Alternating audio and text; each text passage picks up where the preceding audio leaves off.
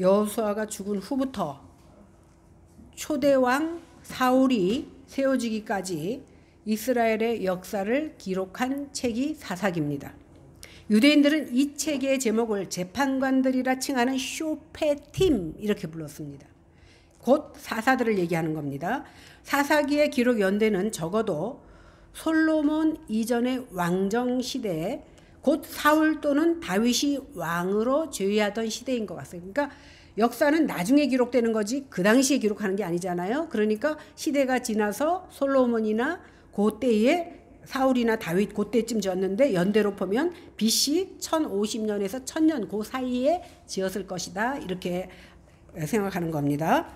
여호수아는 모세가 죽은 후에 모세의 후계자가 되어서 이스라엘을 통치하고 110년을 살면서 가나안 땅을 정복해 나가면서 이스라엘 지파의 땅을 나눠줍니다. 그러니까 가나안 땅을 정복하니까 정복한 땅 중에서 분배해서 뭐 유다 지파, 베냐민 지파 이런 식으로 땅을 분배해 주는 겁니다. 그런데 문제는 뭐냐면 여호수아도 죽어요. 죽고 났는데 그 여호수아를 이을 후계자가 없다는 게 문제입니다. 강력한 통치자가 없다 보니까 이스라엘이 어떻게 돼요? 주변 나라들이 찝쩍거려. 근데 가나안 원주민들을 쫓아내다 보니까 아직도 쫓겨나지 않은 원주민들은 안 나가야 되잖아. 자기네가 땅을 뺏겨야 되니까 항거한단 말이야. 그러다 보니까 이스라엘 백성들이 끊임없이 그들로 괴롭힘을 당합니다. 이제 이스라엘의 구원자로 등장한 이들이 바로 사사입니다. 그러니까 왕이 세워지기 전에 사사. 그러니까 그 이전에는 하나님께서 친히 통치하시는 신정시대였고 그 다음에 이제 사사시대가 나옵니다. 이스라엘은 여호와가 죽자마자 하나님께서 친히 이스라엘을 다스려 주셨는데도 그 은혜를 잊어버리고 결국 하나님께서 명령하신 가나안 땅을 다 정복하라고 말했는데 정복하지 못합니다. 그리고 2장에 가서 보면 아예 우상을 섬겨. 그 원주민들이 섬기는 우상들을 자기들도 섬긴다는 겁니다. 그래서 하나님께서는 그를 징계하고자 그들을 이방의 압제 아래 두고 또 이스라엘 백성들이 남의 나라 일제시대 때 그 밑에 속국으로 있으면 어려움 당하잖아요. 그래갖고 이 사람들이 막 괴로워서 고통 속에 하나님께 부르짖으면 또 사사를 세워서 그들을 풀어주시고 또 살만해지면 이스라엘 사람들은 어떻게 또 우상 숭배하고 하나님을 거역합니다. 그럼 하나님께서 또 때려. 그러면 또 아프니까 또 막 울어 빌어 잘못했다고. 그럼 하나님께서 또 용서해 주시고 이렇게 반복돼서 7차례나 반복되는 내용이 나오는 것이 바로 사사기예요. 이것을 통해서 우리는 인간이 얼마나 완악하고 부패한지 그리고 이스라엘 백성들은 자기네 조상들을 통해서 우리가 여기까지 어떻게 왔는지 하나님께서 어떻게 개입하셨고 어떻게 우리나라를 인도해 주셨는지 다 들었습니다. 그럼에도 불구하고 그것은 남의 일처럼 여기고 다시 하나님 앞에 범죄하는 것이 바로 이스라엘 사람들의 모습입니다. 그것이 단지 이스라엘 사람들 뿐입니까? 그것을 통해서 우리를 보여주시는 거예요. 우리도 똑같아. 이렇게 말하고 있는 저부터도 똑같다는 거예요. 그래서 사사기를 통해서 이런 나를 발견하고 이제 회개하고 죄의 고리를 끊어내야 됩니다. 사사기와 같이 죄짓기를 반복하는 악순환에서 벗어나야 되는데 어떻게 합니까? 예수님을 내 안에 모시면 그렇다고 해서 우리가 죄를 안 짓고 산다는 것이 아니라 이런 악순환에서 벗어날 수 있다는 겁니다. 이것을 사사기의 말씀을 통해서 발견하는 여러분들 되시기를 바랍니다. 오늘 사사기 1장은요. 이스라엘 백성들이 가나안을 완전히 정복하지 못하고 가나안 족속을 그대로 전부가 아니라 일부를 남겨두는 사건을 기록하고 있는데 1장은요. 두 부분으로 나눕니다. 우리가 오늘 본 1절에서 21절 그 다음에 22절에서 마지막 36절까지 나오는데 1절에서 21절은 유다, 시므온, 베냐민 지파 그 다음에 그 22절부터는 그 북에 있는 10지파인데 참 이상하죠. 아직은 이스라엘이 남북으로 갈라지기 전인데 하나님께서는 그렇게 쫙 지파를 나눴어. 이것을 통해서 앞으로 이렇게 나뉘겠구나라는 것을 우리는 이미 세월이 흘렀기 때문에 알 수 있습니다. 오늘 첫 번째 단락에서는 유다와 베냐민 그 다음에 시므온에 대한 남유다 지파에 대한 말씀이 나오고요. 그 다음에는 10지파가 나오는데 오늘 이 남유다는 거의 전쟁에서 승리하는 사건이 많이 나옵니다. 그런데 북이스라엘은 계속 전쟁에서 깨지는 사건이 많이 나와. 이것을 통해서 결국은 사사기 시대를 거치면서 이스라엘 백성들이 왜 남의 나라는 이웃 나라는 왕이 있는데 우리는 왕이 없느냐? 우리에게도 왕을 주세요. 왕을 주세요라고 계속 부르짖습니다. 그러니까 하나님보다 더 좋은 왕이 어디 있어요? 그런데 눈에 보이는 왕을 달래는 겁니다. 결국은 이 사사기를 통해서 왕이 등장하게 되는, 그들의 말을 들어주는 하나님. 그래서 그 목적과 일치하는 것을 우리는 볼 수 있습니다. 근데 여기서요, 그 시므온 지파, 우리가 알기로는 남유대는 두 지파라고 생각해요. 유다와 베냐민 지파라고 세는데 시므온 지파가 나옵니다. 시므온 지파는 그 남유대 지파와 합쳤다가 결국은 그 분깃을 가지고 있다가 나중에는 흩어지는 건데 제가 좀 이따 자세히 말씀을 드리겠습니다. 1절 2절을 한번 읽어보겠습니다. 시작. 여호수아가 죽은 후에 이스라엘 자손이 여호와께 여쭈어 이르되 우리 가운데 누가 먼저 올라가서 가나안 족속과 싸우리이까? 여호와께서 이르시되 유다가 올라갈지니 보라 내가 이 땅을 그의 손에 넘겨주었노라 하시니라. 먼저 묻습니다. 굉장히 좋은 거예요. 하나님께 뭔가 시작하기 전에 하나님 나 어떡할까요? 묻는 건 굉장히 좋은 시작입니다. 그런데 오래 가지 못해. 계속 가지 못한다는 겁니다. 이러한 이스라엘의 질문에 가나안 정복에 하나님 누가 어느 지파가 갈까요? 물어보니까 뭐라 그래요? 하나님께서 유다 지파가 가라. 그 말은 뭐냐면 지파 중에서 유다 지파가 숫자가 가장 많았습니다. 그 다음에 근본적인 이유는 이미 하나님께서 야곱의 예언을 통해서 유다 지파 중에서 탁월한 것이 나타나고 유다 지파 중에서 예수 그리스도가 나올 것을 미리 예언하셨습니다. 이렇게 하나님께서는 축복하신 대로 행하시는 겁니다. 하나님께서 유다 지파를 우선 출전 명령을 하면서 승리도 보장해 주셨습니다. 유다 지파가 이스라엘의 주도권을 가지고 이제 가나안 정복에 선봉에 서게 됩니다. 3절 한번 보겠습니다. 시작. 유다가 그의 형제 시므온에게 이르되 내가 제비 뽑아 얻은 땅에 나와 함께 올라가서 가나안 족속과 싸우자. 그리하면 나도 내가 제비 뽑아 얻은 땅에 함께 가리라 하니 이에 시므온이 그와 함께 가니라. 유다 지파는 하나님의 뜻을 받들어서 그 정복 전쟁에 나가면서 시므온 지파에게 같이 가자고 말합니다. 내 형제니까 시므온 지파에게 같이 가자고 하는 것은 어쩌면 당연한 일입니다. 왜 그러냐면 여호수아 19장에 보면 시므온 지파는 유다 지파의 분깃, 기업의 분깃 중에서 나누어 받습니다. 따로 분깃을 받지 못하고 시므온 지파가 유다 지파의 기업을 나누어 받은 이유가 있어요. 왜 그러냐면 야곱의 둘째 아들인 시므온은, 야곱의 둘째 아들이에요. 시므온이 세겜 땅, 여러분들 야곱이 세겜 땅에 머물렀던 일을 여러분들 아시는 분은 아실 거예요. 거기서 시므온의 여동생 디나가 있어요. 근데 세겜 지역의 추장이 강간을 합니다. 그러니까 자기 여동생이 강간을 당하니까 복수를 할 거 아니에요. 그러니까 어떻게 꾀를 내냐면 그 추장을 찾아가서 우리와 혼인을 하려면 당신들도 할례를 받아야 된다. 그래야 부정하지 않기 때문에 할례를 받으면 너희 족속들이 다 할례를 받으면 결혼하겠다. 그래갖고 남자들이 그날 밤에 할례를 다 합니다. 할례 알죠? 할례, 그 당시에는 이제 돌칼로 할례를 했어요. 아파도 참고. 그러니까 할례를 하고 나서 그날 얼마나 아파. 남자들이 아파서 꼼짝 못할 때 밤에 쳐들어가서 그 남자들을, 할례 받은 남자들을 다 죽여버립니다. 꼼짝 못하니까 당할 수밖에 없잖아요. 이 말을 들은 아버지 야곱이 그러면 안 되잖아요. 다 죽여버리면 안 되잖아. 그 징벌로서 시므온 자손들은 이스라엘 지파에서 흩어질 것을 예언합니다. 그러니까 아버지 야곱은 공적인 예언을 한 거예요. 이 예언대로 그대로 성취해서 시므온 지파는 가나안 정복할 때 인군조사에서 가장 작아. 다 흩어지고 없어졌기 때문에. 그리고 그 수가 가장 적지만 그리고 모세가 축복할 때도 그 명단에서 빠져버립니다. 그러니까 아까 내가 심은 대로 거둔다 그랬잖아요. 그러니까 복을 받으려고 하면 어떻게 돼야 돼? 우리는 항상 행위에 조심해야 된다라는 거예요. 그리고 그 결과 시므온 지파는 독립된 기업을 받지 못하고 유다 지파가 이만큼 받았는데 거기서 짜투레기를 받는 거예요.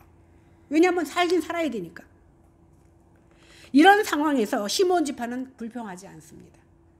우리 조상 탓이야다라고 하지 않고 불평하지 않고 유다 지파와 협력해서 가나안 미정복지를 성공합니다. 첫 번째 차지한 땅이 베색이라는 땅입니다. 길기 때문에 다 읽진 않겠습니다. 이 베색이라는 땅은 아도니 베색이라는 왕이 다스리는 곳인데 예루살렘으로 가기 전에 반드시 점령해야만 되는 땅이에요. 쉽게 말하면 예루살렘으로 가려면 여기를 거쳐야 돼. 그러니까 이 땅을 점령해야만 들어갈 수가 있어요. 그러니까 이 베색을 차지하려고 하는데 이 아도니 베색은요, 힘이 얼마나 강한지 주변에 있는 이 70개의 나라 왕들을 다 잡아서 엄지손가락과 엄지발가락을 다 잘라버려. 왜 그러냐면요, 엄지손가락을 자르면요 무기를 잡을 수가 없잖아. 그죠? 그 다음에 엄지발가락을 자르면 그 남편 친구분 그 발가락 3개 당뇨 때문에 자른 분 보니까 잘 못 걸어요. 쩔뚝쩔뚝하고 걸어. 엄지발가락 양쪽을 잘라버리면요 잘 못 뛰고 못 걸어요. 그러니까 힘이 없기, 무기도 못 잡고 뛰기는커녕 똑바로 서지도 못하게 만들려고 엄지발가락, 엄지손가락을 다 잘라버립니다. 근데 유다 지파가요 용기를 내서 이 베색을 진격합니다. 그러니까 소문만 들으면 어때요? 이웃의 70나라를 다 멸망시킨 걸 생각하면 겁나잖아. 근데도 하나님이 주신 용기를 가지고 나가서 싸워서 이깁니다. 이기고 어떡하냐? 이 아도니 베색 그 왕을 똑같이 엄지손가락하고 엄지발가락을 잘라요. 그래서 공의의 심판이, 그러니까 성경에 보니까 뭐라고 나왔어요? 아까 하나님께서 그대로 그렇게 갚아주셨는데, 이렇게 하나님께서는 이스라엘에게 가나안 족속을 다 진멸하라 이렇게 명령했습니다. 진멸이 뭐냐면요, 다 죽이라는 거예요. 이 말은 뭐냐면 하나님이 사랑의 하나님인데 왜 다 죽이라 하느냐, 이 말은 뭐냐면 죄는 털끝만한 것도 다 잘라버리라는 의미를 가지고 있습니다. 그런데 유다는 아도니베색을 죽이지 않고 예루살렘까지 끌고 옵니다. 예루살렘까지 끌고 와. 이 말은 뭐예요? 다 죽이라 그랬는데 안 죽이고 끌고 온 거예요. 그런데 보니까 아도니베색이 예루살렘에 와서 죽습니다. 죽임당한 게 아니라 죽어요. 아마 손가락 발가락 다 잘리고 아프니까 죽었겠죠. 유다는 다 진멸하라는 하나님 말씀을 온전히 순종하지 않고, 그러니까 겉으로는 순종하는 척했지만 한편으로는 가나안의 풍습대로 그 사람들이 손가락 발가락 자른 것처럼 똑같이 그렇게 했단 말이에요. 이러한 모습을 비춰볼 때 우리도 항상 우리 믿음을 점검해 봐야 돼. 내가 예수를 믿는다고 하면서도 세상 사람이 하는 방식을 따라가고 있지 않는지를 나를 돌아봐야 된다라는 거예요. 그러니까 매주 교회 나와, 나는 11조 생활도 잘해, 새벽 예배도 잘 나가, 그리고 헌신도 많이 해라고 말하지만 우리가 신앙생활 하는데 반쪽짜리 순종만 한다면 결국은 옳지 않는다는 거예요. 그래서 그 믿음은 결국 무너지고 만다라는 겁니다. 유다는요, 예루살렘과 남방지방 산지와 평지를 차례차례 정복해 나갑니다. 이 정복할 수 있었던 것은 하나님께서 승리를 보장해 주셨기 때문에 정복할 수 있는 겁니다. 그리고 헤브론까지 취합니다. 이 헤브론이란 도시는요, 원래 아낙 자손이 살던 땅입니다. 아낙 자손 그러면 알죠? 민수기 13장에 보니까 가나안 땅을 12명의 정탐꾼이 들어갑니다. 들어가서 보니까 거기 사는 사람은 신장이 장대하고 200m가 넘어요. 그 다음에 네피림 후손 아낙 자손들이 거하는 곳인데 그 사람들을 보니까 우리는 꼭 메뚜기 같다라고 말했던 것이 바로 헤브론 땅입니다. 유다 지파는 헤브론에서 가나안 족속 중 세세와 아히만과 달메를 죽입니다. 이들은 아낙 자손으로 오래전 이스라엘 정탐꾼을 보고 두려워했던 사람들 중에 하나입니다. 그런데 하나님을 의지한 갈렙과 유다 지파는 그 당시 정탐꾼으로 갔을 때도 그들을 두려워하지 않았어. 왜? 하나님께서 함께 하시면 그들조차 물리칠 수 있다는 것을 알았기 때문입니다. 그런데 지금도 두려워하지 않고 그들을 제거하기까지 합니다. 유다는 헤브론을 정복한 뒤에 기럇세벨이라는 드빌의 거민들을 칩니다. 그리고 12절부터는 기럇세벨에 어떻게 점령했는지에 대해서 자세하게 나옵니다. 길어서 또 안 읽겠습니다. 오늘 갈렙이 기럇세벨을 점령하는 자에게는 자기 외동딸 악사를 주겠다고 말합니다. 기럇세벨은요 굉장히 좋은 노른자 땅이에요. 그런데 정복하기가 굉장히 어려운 땅입니다. 그래서 이 땅을 아무도 정복하겠다고 나서는 사람들이 하나도 없었습니다.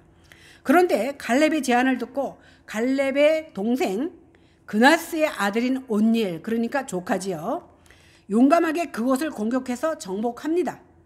이 온니엘은 갈렙의 조카며 그 다음에 나중에 이스라엘의 최초의 사사가 되는 사람입니다. 그래서 이 갈렙이 자기 조카 온니엘에게 자기 딸을 줍니다. 그런데 이 딸 악사가 아버지에게 그 당시에는요 딸을 시집 보내면서 양이나 토지나 이런 것을 줍니다. 주는데 토지만 주는 것이 아니라 나에게 샘물도 같이 달라고 말합니다. 그 이유는 뭐냐 하면 그 당시에는요 모하르라는 풍습이 있었습니다. 시집가는 딸에게 아버지가 주는 결혼 선물 또는 남자가 처녀를 데려갈 때 장인에게 뭔가 기부하고 옵니다. 이런 제도가 바로 모하르 제도인데 그 온니엘이 거하는 그 남방 땅은요 사막이 많기 때문에 물이 귀합니다. 그래서 악사가 샘물을 요구해서 그 아버지 갈렙은 윗샘과 아랫샘을 그 딸에게 허락합니다. 16절을 읽겠습니다. 시작. 잠깐만요. 시작. 모세의 장인은 겐 사람이라 그의 자손이 유다 자손과 함께 종려나무 성읍에 올라가서 아랏 남방의 유다 황무지에 이르러 그 백성 중에 거주하니라. 갑자기 모세의 장인 이드로가 나오지요. 모세의 장인 이드로와 그 처남 호밥이라는 사람은요 원래 가나안 원주민이 아니에요. 미디안 족속 중에 하나인 겐 족속입니다.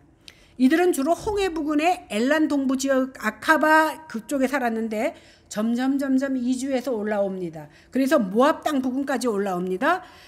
결국 팔레스타인 남부 산악 지방까지 올라와서 살게 됩니다. 그래서 모세 이후부터 그러니까 모세가 자기 사위잖아요. 그러다 보니까 이스라엘 민족과 가까이 지내게 된 거야, 이 족속이.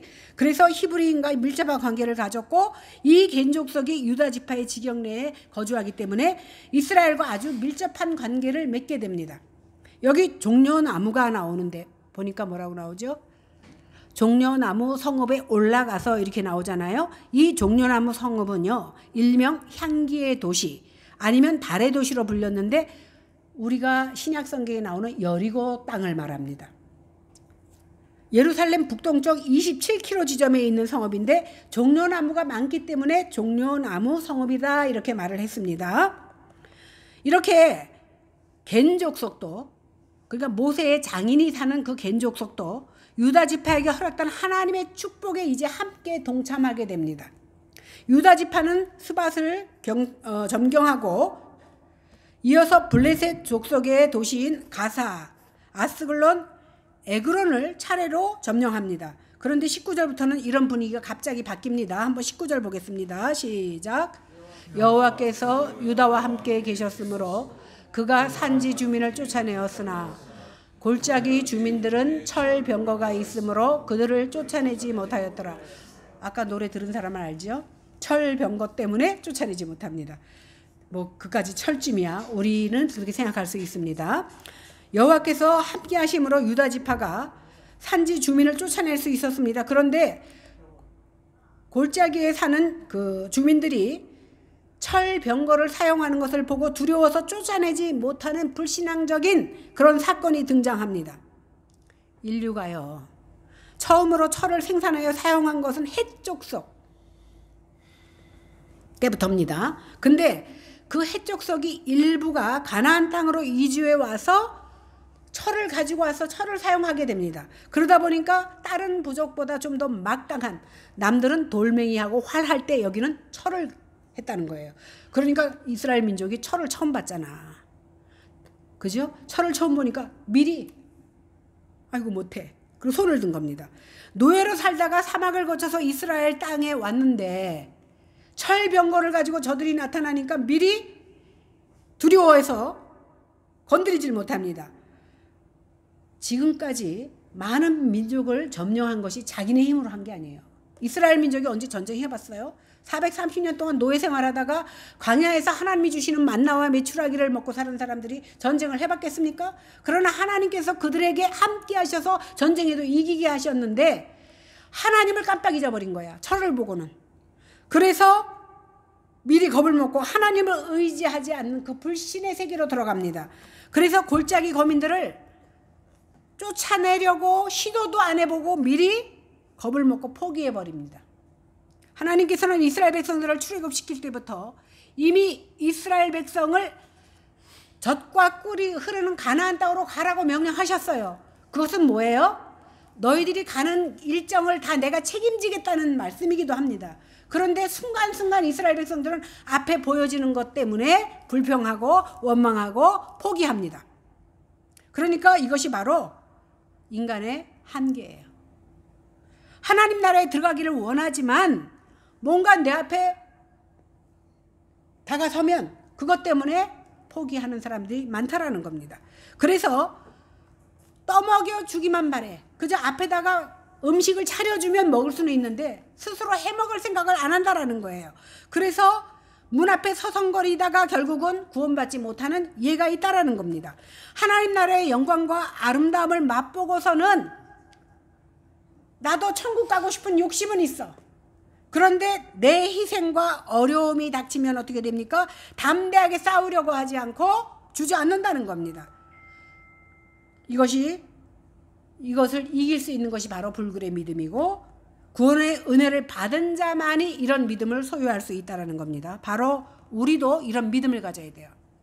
우리가 이 세상을 믿음으로 살아간다고 하는 것은 이스라엘 민족이 오늘 가나안을 정복하는 정복 전쟁과 똑같습니다.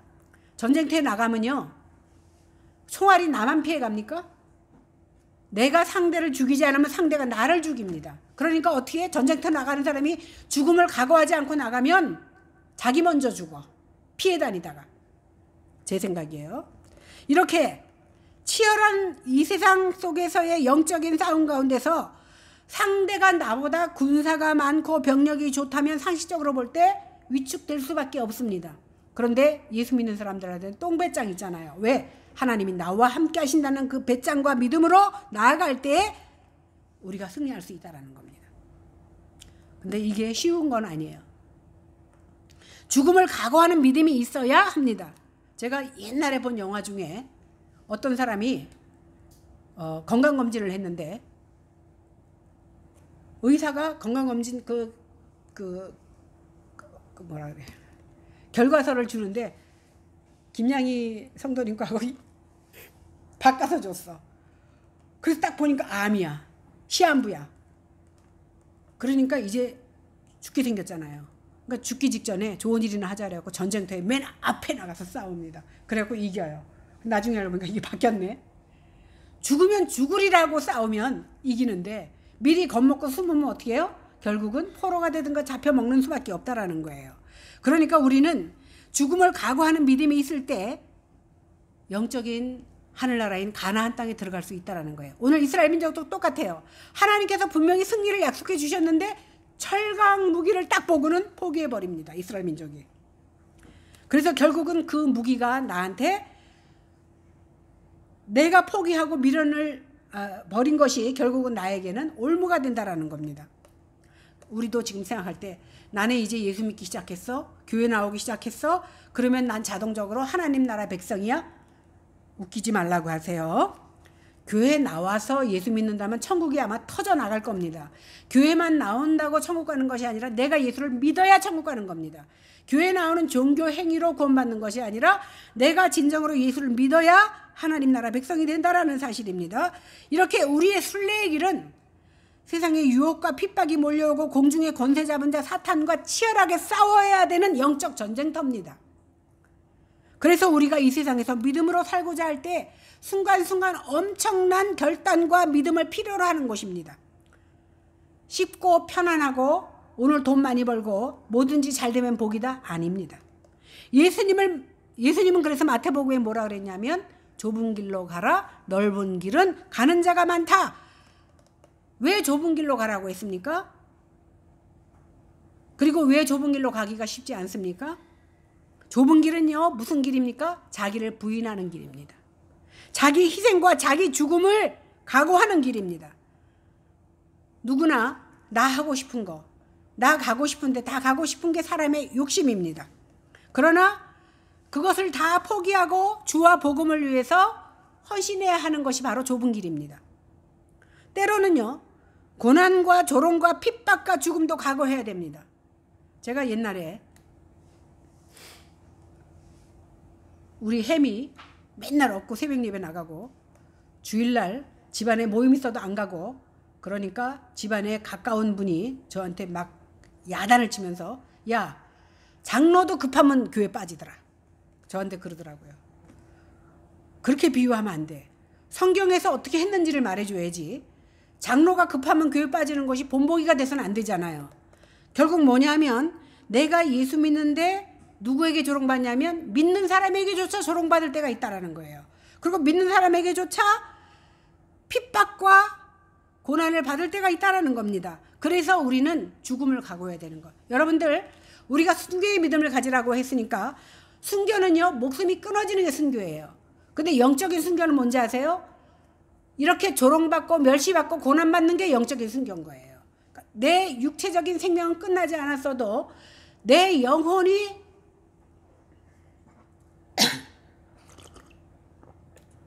주님을 위하여 고난받는 것, 이것도 순교라는 겁니다.